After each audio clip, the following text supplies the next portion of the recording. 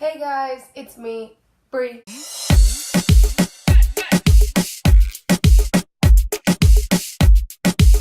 I have been putting this video on pause for about 2 months now because when I was filming it all in one day, I was genuinely mad. I was mad because the teacher playing out made me stress out, made me almost doubt my intelligence, made me doubt myself, made me feel so horrible about myself for just missing 4 days of her class. Like my previous experience in elementary. My first part was basically my story in elementary, and well, I proved them wrong. So, with that being said, going into freshman year of high school and being in the class that you weren't meant to be in was kind of like a letdown for me. I really wanted to graduate 2018 because that's my year. Like, I grew up in 2000. I'll be 18 in 2018. Graduating, I wanted that for me. And so being junior year and 2018 class is graduating this year, I wanted to graduate alongside them. So I made the initiative to ask my guidance counselor if I could graduate early, and she said yes. And I was so happy. I was trying to get all my things ready, trying to do everything I can in time. Well, before spring break, I knew I had this mission trip in spring break. During this whole time, I was like, oh wow, spring break is coming. I have a missions trip. I have to give out a paper or something that tells all my teachers that I'm going to miss 2 days before spring break and 2 days after spring break. So I go to my guidance counselor. She gives me the paper. I give it to all my teachers, and I give it to that one teacher. She signs, everyone's okay with it. And then I turn it in. I head out to my missions trip 2 days before and 2 days after. And when I come back, this specific teacher is just being disrespectful, giving me a sense of exclusion. When I asked her, oh, what did I miss? Is there anything I can make up? She never gave me any work to turn in after I came back. She did do things inside the classroom during when I was not there, and she did put zeros in. When I asked her previously if there was any papers or any work that I had to turn in, but why are there zeros? I asked her, and she's like, oh, because you weren't here, and I don't have time to give you something extra. I was like, I thought you were okay with me not being here. Couldn't you just put pass like all my other teachers? But she decided to give me zeros. She was already mad at me because I was going to be in the review classes because she was reviewing for our EOC. When the grading period comes along, I have a C. Then after this, she just began having an attitude with students and with me personally, and also everything I was turning in, everything that was due afterwards. She was giving me half credit even though I was doing my work, and the same thing happens. And the thing is that her work basically is outlines, and it's not any type of outline. It has to be what she says, and it all has to fit in one page. So basically I would get an assignment, glue it on bottom part of the piece of paper, and mind you, sometimes I would have to do 7 to 8 pages right front and back because the information that section had was so much. And if you really want to know the information, you have to have it almost all written down. She wanted us to do bullet points and briefly explain each paragraph. The paragraphs being 12 to 15 sentences of information that you have to learn in order to pass her test, because her tests are very, very descriptive and detailed. So if you don't know the details correctly, you might fail her class. I had so many things going on. I had more classes than the usual junior year, and I really did not want to do that. So I did the summary thing for that. So it'd be sometimes 2 to 3 pages on one page, front and back, and she would give me half credit then when I was doing it the way she wanted it done. And then her test, she would give me the hardest version of the test. I would get C something, and the C's in her class, the IDs, were the hardest ones. She just kept going with the hardest test for me.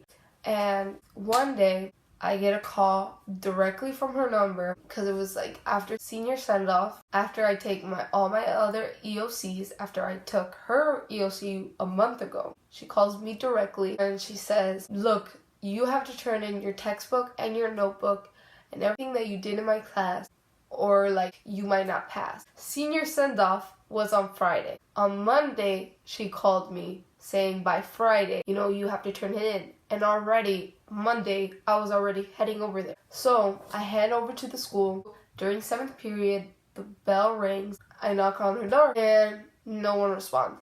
Basically, me and my mom had to find a janitor in the area to open us the door. And when I open the door, I walk in with my stuff, and there's always a table right next to the door where she has like a bunch of textbooks and a bunch of notebooks. I'm about to put it down there, and I look into the room. I see her standing in the middle of her room, like in my head. Really? Could I just open the door? Couldn't just see who it was? And as I'm putting the books down, as I'm looking at her, showing her, look, I'm turning it in, she's like, I'm not in the mood to talk to anyone.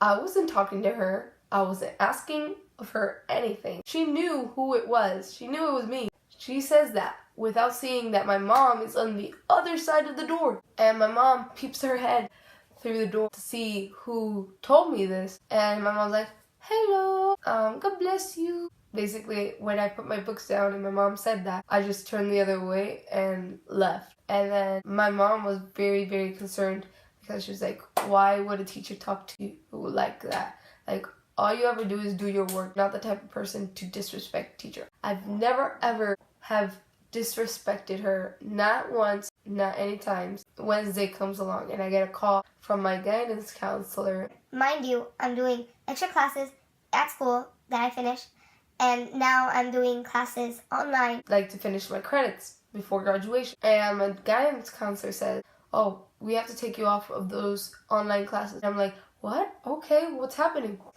You have to focus on doing like assignments online. And I was like, what do you mean?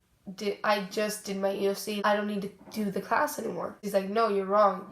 Like, you're actually failing. Like, you have an F in our class. So basically, my guidance counselor was telling me I have to retake because of my teacher putting an F and a C for my final quarter. So I had to cancel all my other classes and call her up again. And I'm like, is there any other way I can pass for, graduation? And she's like, the only way you could either pass or we can give you the credit would be you passing your original EOC. And we don't get that answer until June 23rd. And that's when I posted that video of part 1. I told her, so will I be, graduating at all? Like, am I not gonna graduate with the rest of the students in my class? She's like, yeah, you can still go, but only as a representation as you graduate, but you still have to wait until the 23rd because of the state issue